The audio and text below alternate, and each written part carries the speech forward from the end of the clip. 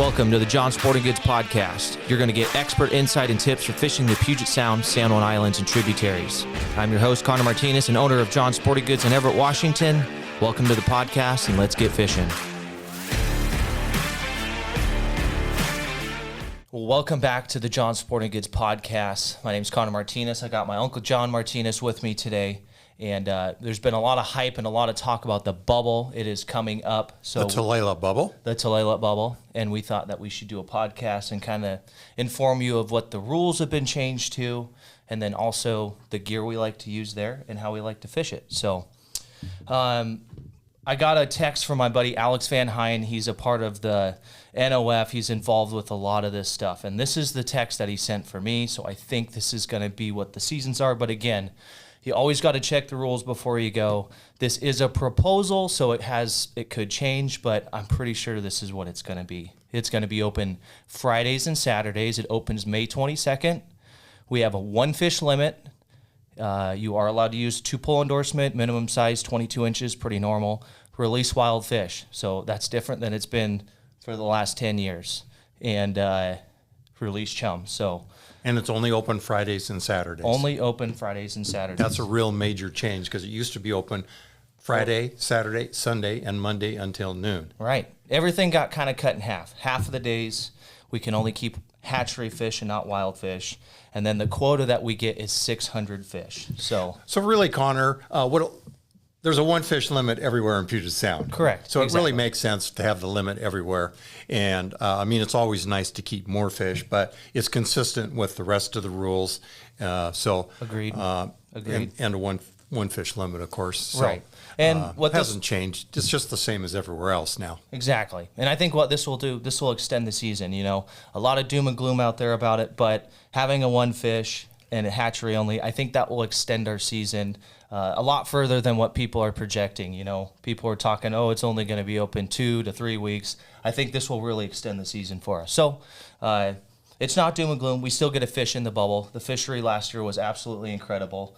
We actually went over, our quota last year was actually 750, and they did a mid-season projection, and they talked with the tribes, and they actually extended it because there were so many fish. So I would assume that should be the plan this year. They'll do a mid-season management adjustment and potentially get more, but if not, that's the way it is. So okay. It's an opportunity, and it's coming up next week, so that's absolutely a good thing. Yeah, we get a fish for Chinook next week, so that's pretty cool. Let's get into it. So we're kind of going to talk about some gear that we like to use there. It's similar to a lot of the gear we use, but there are some minor differences. So let's hear what Mr. John Martinis likes to use. Okay, most of the time I'm using these Pro-Troll green and silver flashers that have the blinky on them. You've heard us talk about that. Connor and I both have talked about that quite a bit over the years, so that's nothing new. And I start off the season completely different than I do a month into the season. Mm-hmm. Right off from the start, if there's 2 people on the boat, I use this squid here, and the number, Connor, is OG 236R. And this is great. Either you can put a little bit of herring oil up inside the squid, mm-hmm. or you can put a little strip of herring on. It doesn't really seem to matter. One works as good as another. 36-inch leader. Yeah. The bubble is really where we started using this one a lot, where we started realizing how good this hoochie was, and it started at the bubble. So, okay. And the other thing that I do, and this, I always start off the season having a rod rigged up with the same flasher, 50-inch leader with a 5-inch herring or 5-inch anchovy. Mm-hmm. Now, the reason why I start fishing this way at the beginning of the season, when the fish show up, they're actively feeding. Mm-hmm. They're feeding aggressively. And as time goes on, like any terminal fishery, the fish only bite like on tide changes, or they don't feed at all, but they do reactionary strikes. And then a month into the season, I start using 2 squids. I'll either use the squid we just talked about, or I'll use a white ace high fly. So I use the bait. I know the bait's a little more trouble to fish with, but really, really effective.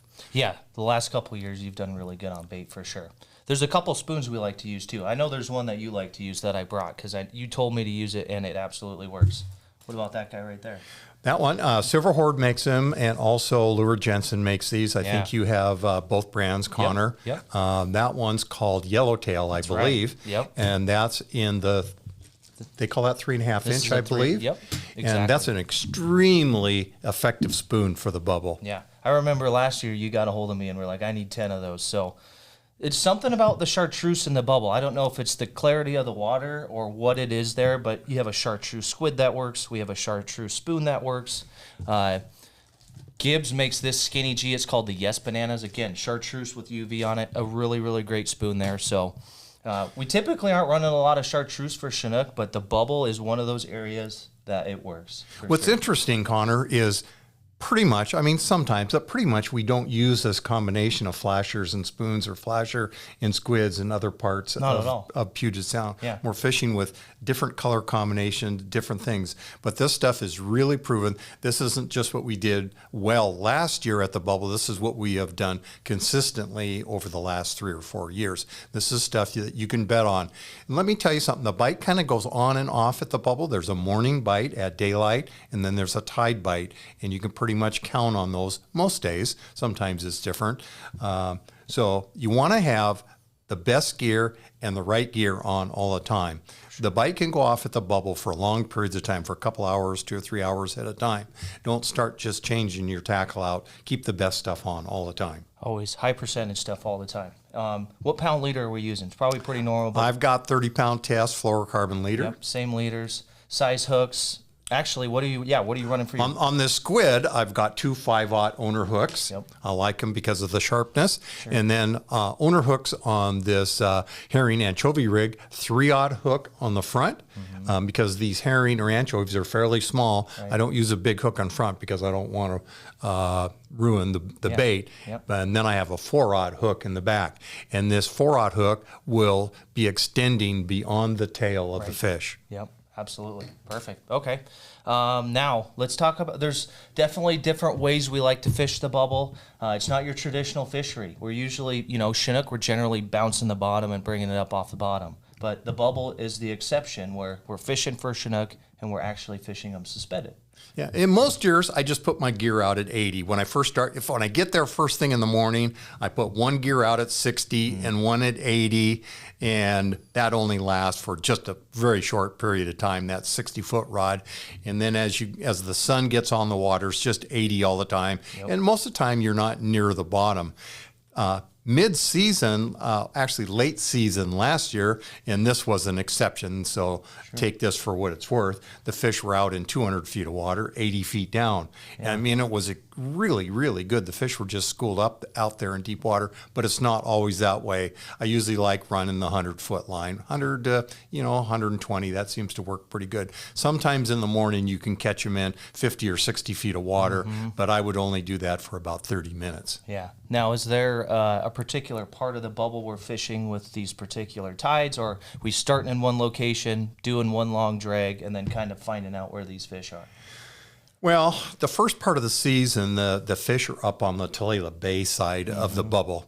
And as the season goes on and the fish get older, they kind of go down towards Hermosa Point down there. Yep. They scoot down there to the west end of the bubble, and that can be really good, especially during the tide changes. Absolutely. Yeah, one of my buddies is a Tulalip tribal member, and their netting schedule, you'll see they'll kind of start, down towards the point, and then they just slowly work their way up the beach there, and before you know it, they're up at Speedbada and stuff getting them. So I don't know what that pattern is or why they do it, and the longer they stay in that terminal fishery, they just slowly kind of push their way up that way. So yeah, great information. Let's talk about, now these fish are terminal fish, so the longer they're in there, they're just staying in the bubble. They're not going up at the creeks or anything. This is where they're going to naturally spawn. Are we trolling the same speeds? Are we trying to troll faster, slower? Have you noticed anything in that regard? I troll just a little bit slower. There's not too much tidal movement in there. I'm usually going 2 miles an hour. That seems to work really good. What I do, Connor, is I do fish with this one Pro Troll flasher. It has a fin on the back, and this is for when the water's not moving very fast. Yeah. These flashers are made for slow trolling, so this will rotate at almost any speed. Yeah, I agree. I was going to say that is the one exception. And at the bubble, I know this is against kind of what we say, but we'll actually set our flashers back just a little deeper behind the bow, a little farther behind the bow. And that's if we catch a mark, we're going by a mark, we can, quickly drop or raise our downrigger, and we have enough time so our flasher will kind of cross paths with those fish. So, well, that's great. Yeah, and let's talk about what else do we got. I think we covered most of it. I don't know much more that we could talk about the bubble. What do you? No, it's just a real simple fishery. It's not like fishing possession bar where you have the east side, the west side, and tin shed, and all these little nooks and crannies in the bar. It's just trolling up and down. It's a pretty compact area. Mm-hmm. So be careful that you stay in the area because they did enforce the boundaries pretty aggressively last year. So just stay inside the bubble. Yeah. Take a troll down the bar in 100 feet of water, and then take a troll back out in about 200 feet of water. You're not moving out there too far. It gets steep very, very quickly there. Sure. But don't adjust your gear any.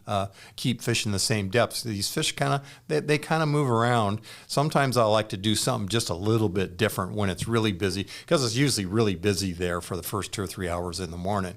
Mm-hmm. Now, a lot of times I do quite well in the afternoon on the tide changes only. Sure. But afternoon fishing for Chinook is tough in most places in Puget Sound, but there usually is a pretty good tide bite there just any time of day. Sure. And most of the boats thin out around 11 o'clock, and just because everybody's leaving, don't go home if you still have more time to fish, because if you have a tide change at 1, 2, or 3 o'clock, you could get into a pretty aggressive tide bite at times. Absolutely. There was one thing that I thought about when you were talking. So lingcod is going to be open while the bubble's open for the first month and a half of the season. Lingcod goes till June 15th. So a lot of guys now, they'll fish for lingcod and they'll fish for Chinook in the same day. But just keep in mind, if you go to the bubble and catch Chinook, you are not allowed to go down to Possession Bar or wherever you're going where Chinook is not open. You're not allowed to have a king on the boat, so you would have to do it in the reverse order. You'd have to lingcod fish first and then come up to the bubble and fish for your Chinook. Or take your Chinook back to your vehicle. Correct. Make sure you have some ice with you, of course. It's getting pretty warm out now. Right. And drop it off and then go lingcod fishing or, whatever other kind of fishing you want to do. So don't be caught outside the bubble fishing with a Chinook in your boat. Yeah, you're going to get a lot of questions from the game department if that happens. So, okay, well, I think that's kind of what we're going to have for the Tulalip bubble. We covered everything, how we like to fish it. Again, those rules were all proposed, so it could change, and I will do my best to update you guys when I know for sure and they come out with the emergency rule change. I will be sure to share that with all of you. But thanks for watching, and we'll see you next time. For more hot tips, live and on-the-water videos, follow us on Facebook, Instagram, and YouTube. And don't forget to stop by the shop on Broadway in Everett to get all your local fishing gear.